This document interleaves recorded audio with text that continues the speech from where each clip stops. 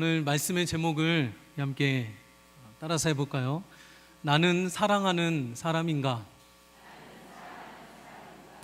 다시 한번요. 나는 사랑하는 사람인가? 여러분 사랑하고 계신가요? 네. 여러분 부모님 사랑하고 계시죠? 여러분의 자녀들을, 또 친구들을, 또 교우들을 여러분 사랑하고 계신가요? 네. 어떠세요? 사랑하는 것이 쉬우신가요? 어려우신가요? 사랑하는 것이 자연스럽게 쉽게 되시나요? 아니면 억지로 어쩔 수 없이 어렵게 되시나요? 아니면 이마저도 힘들어서 사랑하는 것을 포기하셨나요? 예전에 제가 미스터 선샤인이라는 드라마를 재밌게 본 적이 있는데요. 거기에 러브, 사랑이라는 단어에 대해서 이런 대사가 나옵니다. 그 여주인공이었던 고혜신이 이제 조선 말기의 여인이잖아요. 그래서 러브라는 영어 단어를 몰라요. 그래서 남자 주인공인 이병헌에게 러브가 무엇이요? 이렇게 물어요. 그러니까 이병헌이 러브는 총 쏘는 것보다 어렵고 그보다 더 위험하고 그리고 그거보다 더 뜨거워야 하오 이렇게 이야기해줘요. 러브, 사랑하는 것이 총 쏘는 것보다 어려워요. 그리고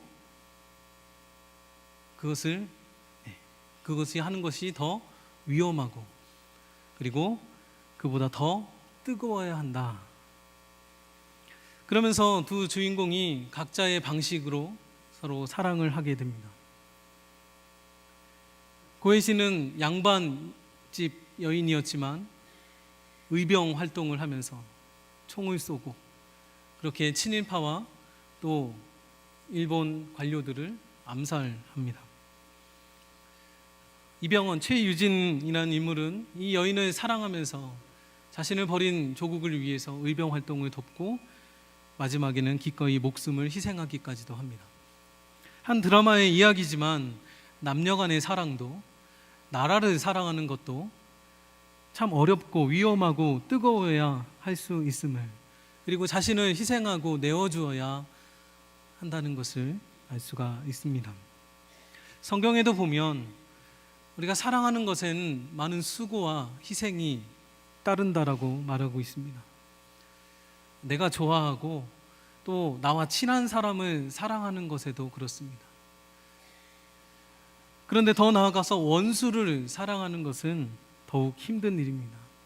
그 사람 정말 꼴도 보기 싫고 용서하기 싫고 또 그 사람을 받아들이기에 마음이 참 어렵고 힘든데 어떻게 사랑하라고 하시는지. 우리도 그저 하나님을 바라보면서 하나님의 사랑을 받고 위로받고 또 그분의 사랑 안에 거하는 것 참 좋아합니다. 행복합니다. 그런데 정작 우리가 하나님을 사랑하는 것은 말처럼 쉽지가 않습니다. 사랑에는 희생과 헌신이 필요해서 그렇습니다. 어쩌면 다른 사람을 위해 또 하나님을 사랑하는 것도 내가 희생하기가 싫어서 내 것을 포기하기 힘들어서 그래서 사랑하기 어려운 것은 아닌가 생각해 봅니다. 여러분, 나는 사랑하는 사람인가? 라는 질문과 나는 예수님을 믿는 사람인가? 라는 질문이 같을까요? 다를까요? 나는 사랑하는 사람입니다. 라는 고백과 나는 예수님을 믿습니다. 라는 고백과 그것이 같은 고백일까요? 다른 고백일까요? 이것은 같은 거죠. 우리가 예수님을 믿고 따르는 사람들이라면 예수님을 닮아 사랑하는 것이 당연할 겁니다. 예수님을 믿는다는 것이 곧 예수님을 사랑하는 것입니다. 예수님을 사랑하는 것은 곧 내 주변 사람들, 원수까지도 사랑하는 것입니다. 우리 요한일서 4장 9절로 11절까지 있는 말씀을 함께 봉독하시겠습니다. 하나님의 사랑이 우리에게 이렇게 나타난 바 되었으니 하나님이 자기의 독생자를 세상에 보내심은 그로 말미암아 우리를 살리려 하심이라. 사랑은 여기 있으니 우리가 하나님을 사랑한 것이 아니요 하나님은 우리를 사랑하사 우리 죄를 속하기 위하여 화목제물로 그 아들을 보내셨습니다.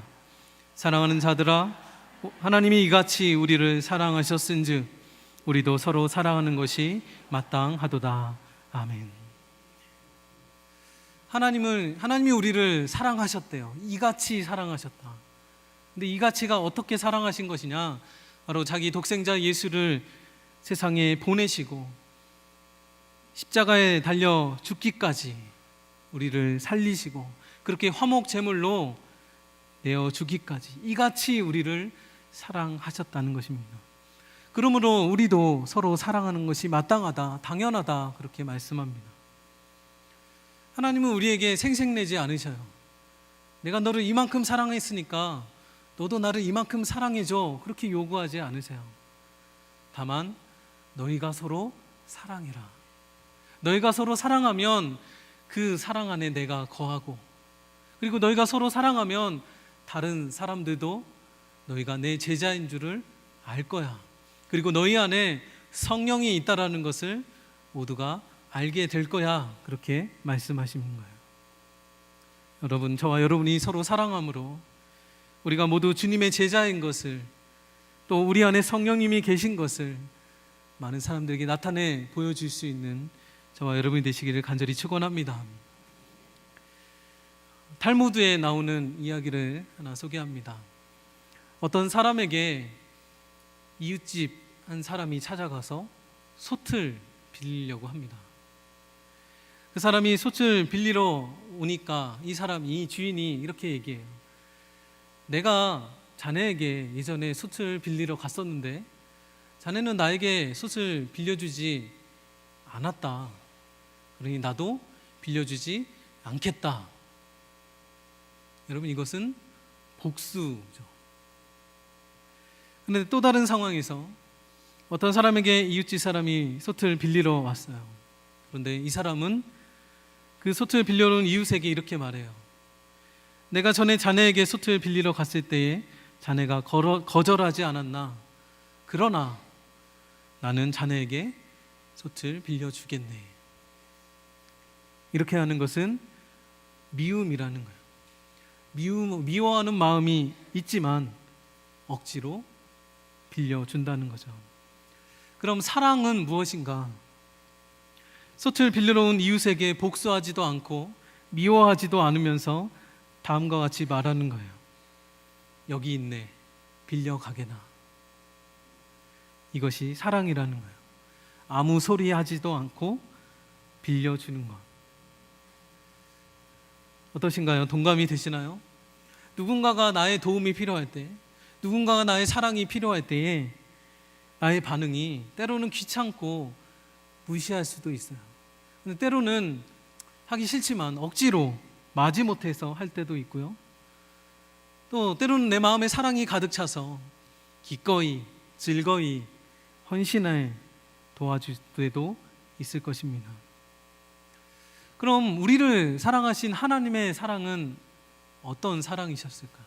하나님 우리를 사랑하실 때에 귀찮고 무시하셨을까요? 아니면 하나님도 우리를 사랑하시는데 억지로 마지못해 우리를 사랑하실까요? 아니면 즐거이 기꺼이 헌신하며 사랑해 주실까요? 사도 요한은 복음서에서 또 서신서에서 끊임없이 예수님의 사랑에 이야기하면서 주장하는 것이 있어요. 요한복음 15장 16절 17절 말씀 함께 봉독하시겠습니다. 너희가 나를 택한 것이 아니요 내가 너희를 택하여 세웠나니 이는 너희로 가서 열매를 맺게 하고 또 너희 열매가 항상 있게 하여 내 이름으로 아버지께 무엇을 구하든지 다 받게 하려 함이라.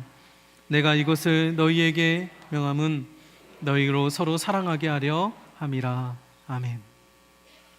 우리 요한일서 4장 19절 말씀도 함께 봉독하시겠습니다. 우리가 사랑함은 그가 먼저 우리를 사랑하셨습니다. 아멘. 여러분, 다 먼저 주님이 하신 거예요. 주님이 우리를 먼저 사랑하셨고 주님이 먼저 우리를 택하여 주셨다는 거예요. 우리가 주님을 택한 것이 아니고 주님이 우리를 택하여 세우셨다. 이유는 단 한 가지, 우리를 살리시고 우리를 건지시고 부르시기 위해서 우리를 사랑하신 것입니다. 그 안에 예수님의 열정이 담겨져 있어요. 우리를 향하신 하나님의 간절함, 그 하나님의 열심이 그 안에 담겨져 있는 거예요. 저와 여러분이 죄와 사망에 더 이상 머물러 있지 않게 하기 위해서, 더 이상 죄 가운데 빠져 있는 것을 그냥 두고 볼 수 없으셔서 우리를 하루라도 빨리 더 구원하고 싶으신 그 예수님의 마음, 그것이 여러분 느껴지십니까? 오늘 본문의 16절 말씀을 보시면, 그가 우리를 위하여 목숨을 버리셨으니 우리가 이로써 사랑을 알고 우리도 형제들을 위하여 목숨을 버리는 것이 마땅하니라, 이렇게 말씀합니다. 사도 요한은 예수님께서 십자가를 지시는 것을 옆에서 직접 보면서, 아니 왜 그렇게까지 나를 사랑하셨을까? 왜 그렇게 배반하고 도망가고 그렇게 예수님은 나 몰라 했던 나를 위해서 목숨까지 버리셨을까? 그렇게 고민하면서 깨닫게 된 거예요. 아, 예수님을 사랑을 알게 하시고 그리고 깨닫게 하시고 그 사랑을 가지고 살라고 하시는구나. 그리고 그 형제들을 위해서, 다른 형제들을 위해서 내 목숨을 버리기까지 사랑하라고 하시는구나. 여러분, 우리가 사랑하는 일은요, 구원을 이루는 일은 아닙니다. 이미 주께서 이루어 놓으신 구원의 역사를 알고, 우리가 그것을 알고 그것을 전파하기 위해서 살라는 거예요. 저와 여러분이 지금 알고 있는 사랑이 어떤 사랑이에요? 저와 여러분을 위해서 목숨을 내어주신 그 사랑. 그러므로 그 사랑을 아는 우리가 또 다른 형제를 위해서 목숨을 버리는 것이 마땅하다, 그렇게 말씀하고 계시는 거예요. 그렇다면 우리가 여기서 한번 생각해 볼 것이 있습니다. 일반적으로 사랑을 이야기할 때 두 가지로 분류를 해요. 하나는 나로부터 시작된, 나를 중심에서 나로부터 시작된 이기적인 사랑이 있고요. 또 하나의 사랑은 상대방을 먼저 생각하고 또 상대방을 사랑함으로 나오는 이타적인 사랑이 있습니다. 지금 여러분이 하고 있는 사랑은 이기적인 사랑인가요? 이타적인 사랑인가요? 이 두 가지를 나누는 기준이 있어요. 그 기준이 누구냐면 나예요. 내 입장에서 볼 때에 나한테 유익이 되고 내가 우선시 되고 내가 좋은 쪽으로 진행이 되면 이기적인 사랑. 똑같이 내 입장에서 볼 때에 상대방이 다른 사람한테 유익이 되고 다른 사람이 우선시 되고 다른 사람이 좋은 쪽으로 진행이 되면 이타적인 사랑인 거죠. 이런 관점에서 보면 우리 예수님의 사랑은 이기적인 사랑이었을까요? 이타적인 사랑이었을까요? 제가 생각할 때 예수님의 사랑은 이기적인 사랑도 이타적인 사랑도 아니라 선한 사랑이었음을 보게 됩니다. 인간적인 기준으로 봐서는 이타적인 사랑처럼 보일지 모르지만 그분 자체가 선하신 분이시고 그분 자체가 사랑이시기 때문에 이분법적으로 구분해 지어놓을 수 없는 선한 사랑, 그렇게 생각이 됩니다. 복음서에 보면 예수님의 사랑도 때로는 예수님 중심으로 흘러갈 때가 있고 전적으로 다른 사람을 위해서 흘러갈 때도 있었습니다. 예를 들어서 예수님께서 이 땅에 오시고 그리고 십자가를 지신 것은 결과적으로 우리 모두를 구원해 주시기 위한 사랑이지만 그 사랑은 곧 하나님의 뜻과 계획을 이루신 그 하나님의 영광을 나타낸 사랑, 그 사랑이 곧 하나님, 그 하나님을 위한 사랑이기 때문에 하나님 자신을 위한 사랑, 이기적인 사랑으로 볼 수 있을 것입니다. 또 다른 한편으로는 병자들을 살리시고 죽은 자를 살리시고 또 죄인들과 함께 하신 그 사랑은 전적으로 그 사람들을 위한 이타적인 사랑이겠죠. 하지만 그 모든 사랑은 인간의 사랑과는 차원이 다른, 어떠한 유익이나 이해타산을 따지지 않는 무조건적인 사랑이기 때문에 그분의 사랑은 선한 사랑임을 알 수가 있습니다. 결국 우리가 따라야 하는 사랑, 우리가 닮아가야 하는 사랑은 선한 사랑입니다. 때에 따라서, 상황에 따라서, 또 이해타산을 따져서 하는 이기적인 사랑이나 이타적인 사랑도 아닌, 어떠한 상황과 관계, 원수라도 구별 없이 무조건적으로 사랑할 수 있는 그러한 선한 사랑을 하는 저와 여러분이 되시기를 간절히 축원합니다. 여러분, 그럼 우리가 어떻게 예수님처럼 선한 사랑을 할 수가 있을까요? 오늘 본문의 17절로 19절 말씀 함께 봉독하시겠습니다. 누가 이 세상의 재물을 가지고 형제의 궁핍방을 보고도 하나님의 사랑이 어찌 그 속에 거하겠느냐. 자네들아, 우리가 말과 혀로만 사랑하지 말고 행함과 진실함으로 하자. 이로써 우리가 진리에 속한 줄을 알고 또 우리 마음을 주 앞에서 굳세게 하리니. 아멘. 여기 사랑을 하는데 행함과 진실함으로 하자, 그렇게 말합니다. 행함과 진실함을 언어적인 의미로 보면 행함은 사랑의 역동성을 말하고 진실함은 사랑의 질을 의미합니다.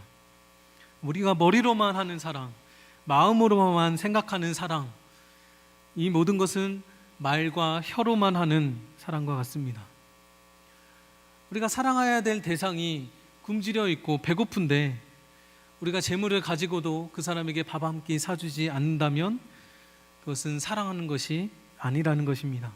내 재물, 시간, 내 능력을 들여서 내가 손해를 봐도 내 것이 좀 줄어도 그 사람을 위해서 그 사람이 필요한 것을 채워줄 때에 그것이 선한 사랑이 되는 것입니다. 예수님은요, 하나님과 원수된 우리를 위해서 십자가에서 목숨을 내어주셨습니다. 그것이 그분이 보여주신 행함과 진실한 사랑이었습니다. 우리가 닮아가야 할 행함과 진실한 선한 사랑은 추상적인 것이 아니죠. 예수님처럼 십자가 위에서 형제를 위해서 목숨을 내어주는 그렇게 높고 고상한 그러한 차원에서부터 아주 작고 하찮은, 즉 어려운 가운데 처해 있는 형제를 돕는 거에까지 그렇게 광범위하게 있습니다.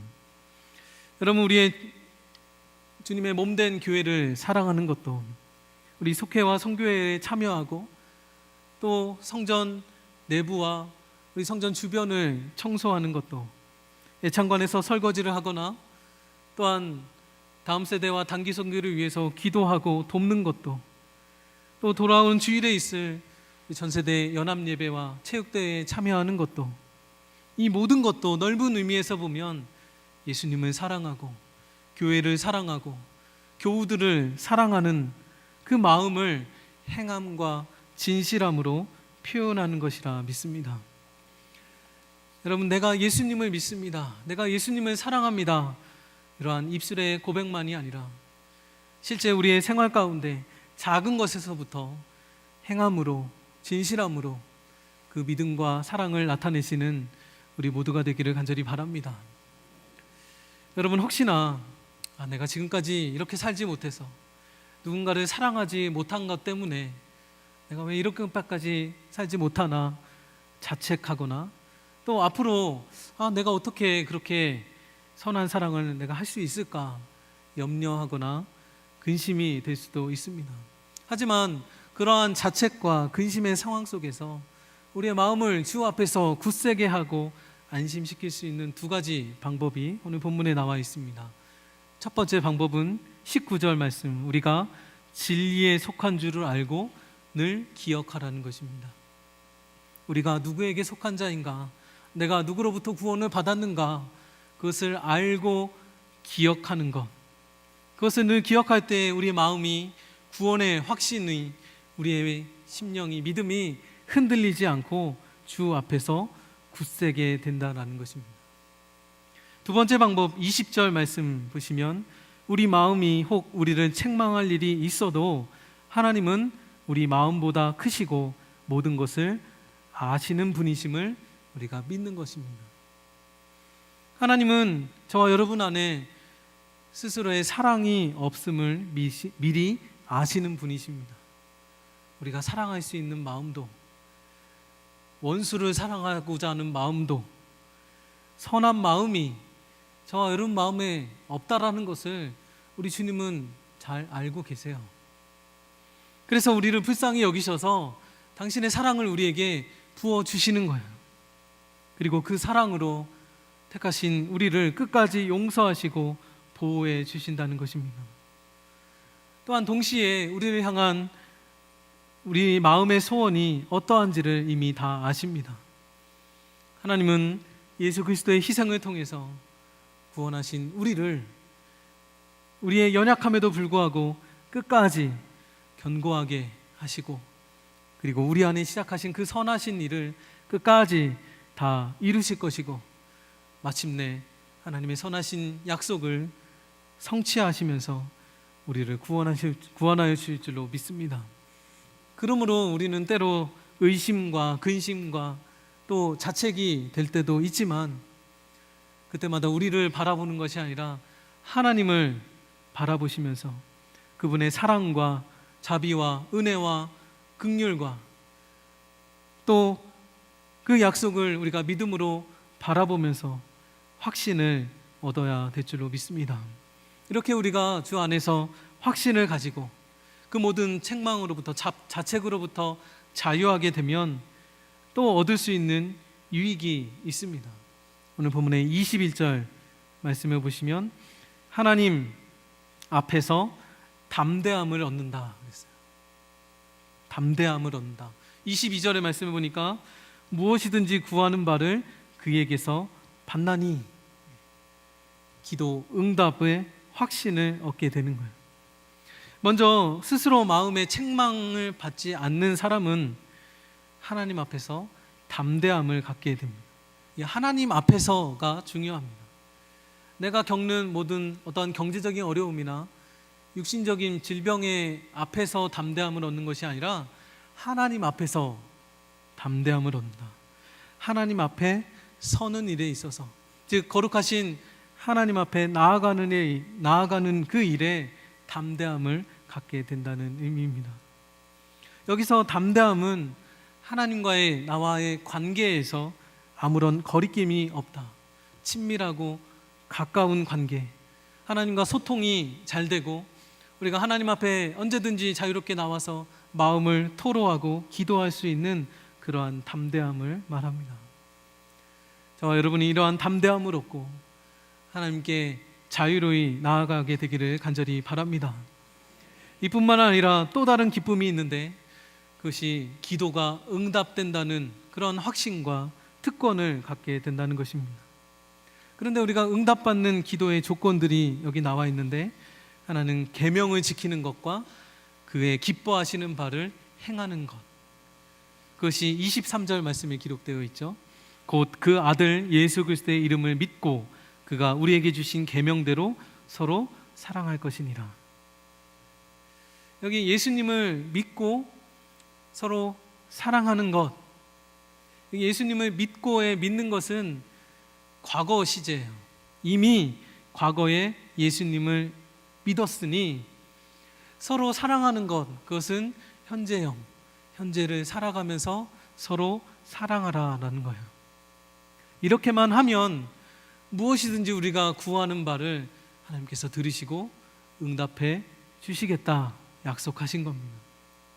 저와 여러분이 그 사랑의 계명을 잘 지키셔서 기도 응답을 날마다 경험할 수 있게 되기를 간절히 바랍니다. 에이든 윌슨 토저의 책 하나님의 열정이라는 책에 보면요, 하나님이 기뻐하시는 기도를 하려면 하나님에 대한 이해가 필요하다 그렇게 말합니다. 하나님이 기뻐하시는 기도를 하려면 하나님에 대한 이해가 필요하다. 내 기도를 안내해 주는 길잡이는 하나님이 선하신 분이라는 인식이다. 우리가 깨달아야 할 것은 그분이 원하지 않는 것을 행하시도록 그분을 설득할 필요가 없다는 것이다. 기도회 때 사람들이 드리는 기도들을 들어보라. 그분을 설득할 수 있다고 믿는 사람들이 있다는 것을 알게 될 것이다. 이런 사람들의 생각은 완전히 잘못되었다. 하나님이 어떤 분이신지를 알게 될수록 내가 그분께 무엇을 기대해야 할지를 더욱 알게 되고, 또한 그분이 내게 무엇을 기대하시는지를 더욱 잘 이해하게 된다. 그분과 나 사이의 기대는 일방통행이 아니라 양방통행이다. 여러분, 하나님이 어떤 분이신지를 우리가 알게 된다면, 그분이 선하시다는 것과 또 그분이 사랑이라는 것을 알게 된다면, 우리가 알고 있다면 우리의 기도가 어떤 기도여야 될까요? 하나님을 설득하기 위한 기도가 아니라 하나님이 나를 향한 기대가 무엇인지를 알고 또 그것을 위해서 기도하고, 그래서 그럴 때에 그 모든 응답을 주님으로부터 우리가 받게 될 것입니다. 저는 오늘 본문 말씀을 묵상하면서 저 역시도 사랑하는 것이 참 어려운 일이구나, 나는 정말 그동안 사랑하지 못하며 살고 있었구나, 다시 한번 돌아보게 되었습니다. 그러면서 오늘 저희 집사람이 이런 말을 했어요. 당신이 사랑하는 둘째 딸이 축구를 그렇게 좋아하는데 당신도 축구를 좋아하면서 왜 그 둘째 딸하고 같이 축구를 해주지 않느냐. 그 말을 들으면서 제가 뜨끔했습니다. 사랑에 대한 설교를 해야 되는데 나 역시도 딸을 사랑한다고 하면서 그 딸을 위해서 시간을 내어주지 않고 딸이 좋아하는 것을 같이 하지 못했구나. 더군다나 정말 그렇게 사랑하는 딸을 위해서 사랑하지 못하면서 교회를 위해서, 성도를 위해서 얼마나 사랑하고 있었나 다시 한번 돌아보게 되었습니다. 정말 겉으로 보여주기식이 아니라 행함과 진실함이 함께 조화를 이루어야 되겠다. 그러면서 내 안에 계신 성령님, 내가 정말 주님을 닮은 선한 사랑을 할 수 있도록 도와주십시오. 그렇게 기도하는 시간을 가졌습니다. 사랑하는 성도 여러분, 여러분 정말 사랑하고 사랑하면서 살고 계십니까? 말과 혀로만이 아니라 행함과 진실함으로 하고 계십니까? 사랑의 수고를 하면서 내 것을 희생하면서 주님이 보여주신 선한 사랑을 하고 계신가요?